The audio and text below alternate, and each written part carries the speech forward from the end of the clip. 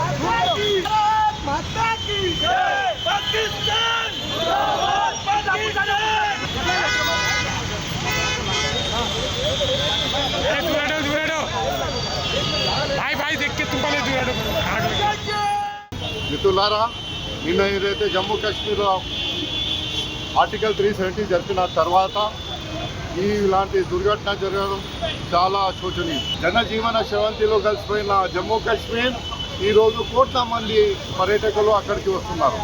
అంటే అది సహించలేని పాకిస్తాన్ తన ఉనికిని చాటుకోవడానికి, మత విద్వేషాలు రెచ్చగొట్టడానికి, అదేవిధంగా ఉగ్రవాదాలను ప్రేరేపించి ISI ద్వారా ఈరోజు అక్కడ ఉన్న పర్యాటకులపై దాడి చేసింది.